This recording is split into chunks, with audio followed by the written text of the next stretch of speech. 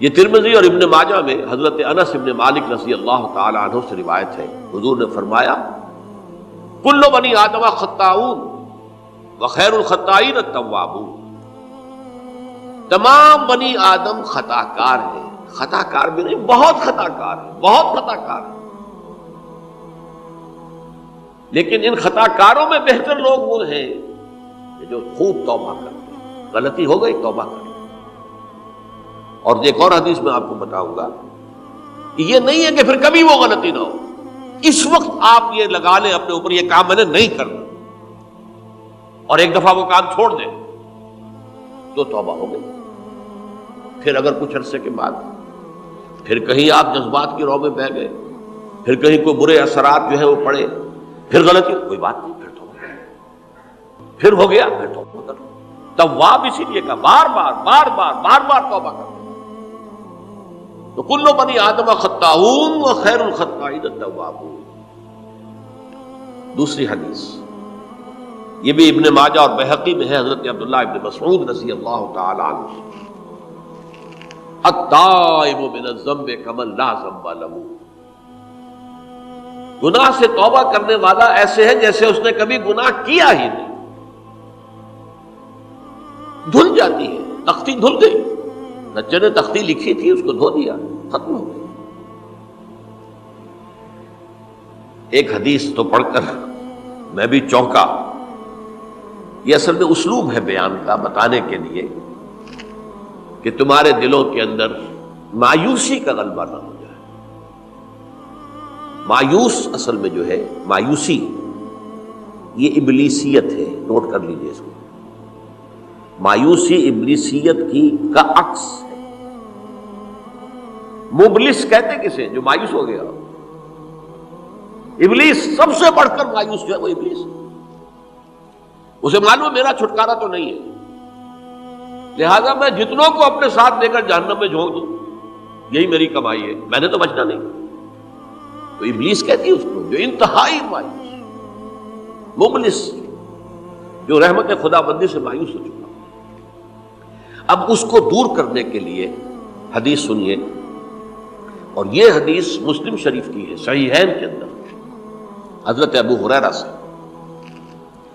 حضور فرماتے ہیں والذی نفسی بیدہ،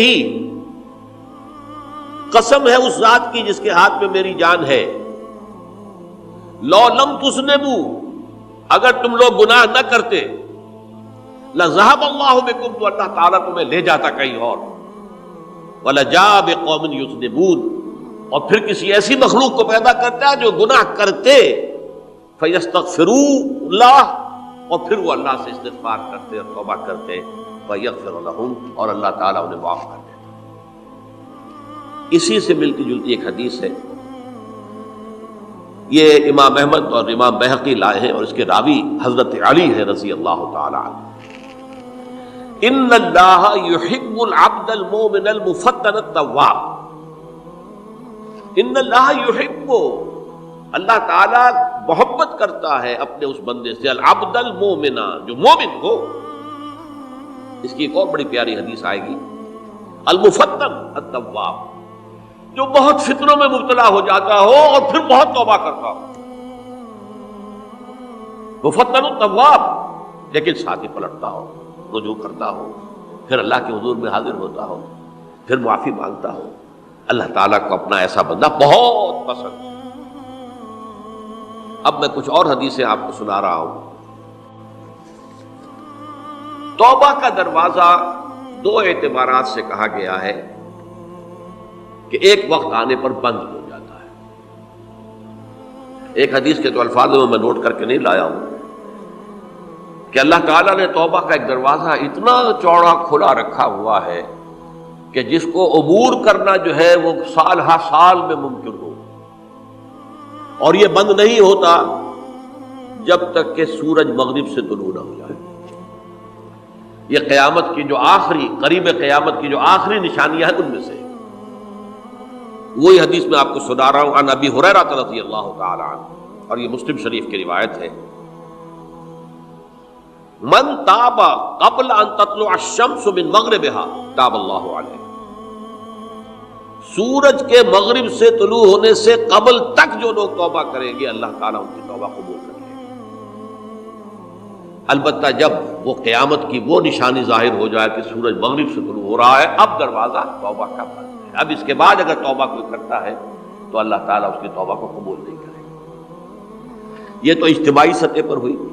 انفرادی سطح پر عن عبداللہ ابن عمر رضی اللہ تعالی عنہما عن النبی صلی اللہ علیہ وسلم قال ان اللہ عز وجل یقبل توبۃ العبد ما لم یغرغر۔ یہ ترمذی میں ہے، حضرت عبداللہ ابن عمر رضی اللہ تعالی عنہما سے کہ اللہ تعالیٰ اپنے بندے کی توبہ قبول کرتا ہے جب تک کہ وہ جسے ہم کہتے ہیں گھنگرو نہ بولنے لگے حلق کے اندر، جبکہ نزع عالم نزع ہو اور جان جو ہے وہ آ کر پھر یہاں اٹکتی ہے، تو اس وقت تک دروازہ کھلا ہے توبہ۔ لیکن جب یہ شکل ہو گئی تو دروازہ بند ہے۔ یہ انفرادی سطح پر ہو گیا، جب آپ کے موت کے آثار اتنے واضح ہو گئے کہ اب جا رہے ہیں، اب توبہ کریں گے تو توبہ قبول نہیں ہوگی۔ اجتماعی سطح پر جب قیامت جو ہے اس کی وہ گھڑی آ گئی کہ سورج مغرب سے طلوع ہو گیا، اب توبہ کا دروازہ بند۔ ایک اور حدیث ہے جو میں نے بہت مرتبہ اس کا ترجمہ تو آپ کو بہت دفعہ سنایا ہے، آج میں چاہتا ہوں اس کو پورے متن کے ساتھ آپ کے سامنے رکھوں۔ یہ حضرت انس بن مالک رضی اللہ تعالی عنہ سے مروی روایت ہے، جو حضور کے خادم خاص تھے، اور یہ متفق علیہ بھی ہے، یعنی بخاری میں بھی ہے، مسلم میں بھی ہے، لیکن تھوڑا سا فرق ہے الفاظ کا۔ تو جو مسلم شریف کی روایت ہے اس کے الفاظ کیا ہیں؟ للہ اشد فرحا بتوبۃ عبدہ حین یتوب الیہ۔ جان لو اللہ تعالیٰ کو زیادہ خوشی ہوتی ہے اپنے کسی گناہ گار بندے کی توبہ سے جبکہ وہ توبہ کرتا ہے۔ کس سے زیادہ ہوتی ہے؟ اب اس کی ایک تمثیل دی، من احدکم، ایک ایسے شخص سے بھی زیادہ بڑھ کر خوشی ہوتی ہے، کان علی راحلتہ بارض الفلات، کہ جو بہت ہی دور دراز کے اور سنسان علاقے میں سفر کر رہا تھا، فانتحرفت منہ، اس کی سواری جو ہے گم ہو گئی، وعلیہا طعامہ وشرابہ، اسی پر اس کا کھانا بھی تھا اور پانی بھی تھا، اونٹنی پر سفر کر رہا تھا، اسی پر ہوتا ہے راحلہ جو ہے راستے کا سامان۔ اچانک کہیں بیٹھا ہے تھوڑی دیر کے لیے سستانے کے لیے، کہیں اونگ آ گئی اور اونٹنی صاحبہ غائب ہو گئی۔ اب آنکھ کھلی اور اس نے دیکھا، فَأَيَّسَ مِنْهَا، تلاش کر کر کے مایوس ہو گیا، کہیں اونٹنی کا سراغ نہیں۔ اب ظاہر بات ہے کسی صحرا میں یہ کیفیت، اس کا مطلب کیا ہے؟ یقینی موت۔ فَأَتَى شَجَرَةً فَاسْتَجَعَ فِي ظِلِّهَا وَقَدْ أَيَسَ مِنْ رَاحِلَتِهِ، تو وہ ایک درخت کے نیچے اس کے سائے میں آ کے لیٹ گیا، گویا کہ موت کی امید میں۔ فَبَيْنَهُمَا وَهُوَ كَذَلِكَ إِذْ هُوَ بِهَا قَائِمَةٌ عِندَهُ، اس کی کہیں دوبارہ آنکھ لگی ہے، جو کھولا تو دیکھتا ہے اونٹنی تو موجود ہے، کھڑی ہے، تو وہ فوراً اس کی وہ جو رسی ہے وہ پکڑتا ہے، فَأَخَذَ بِخِتَامِهَا ثُمَّ قَالَ مِن شِدَّةِ الْفَرْقِ، اب جو اسے مسرت ہوئی اس کا آپ اندازہ کر سکتے ہیں، ایک یقینی موت کا معاملہ آ چکا تھا، اور اچانک اللہ تعالیٰ نے وہ کھوئی ہوئی اونٹنی جو ہے وہ واپس دلا دی۔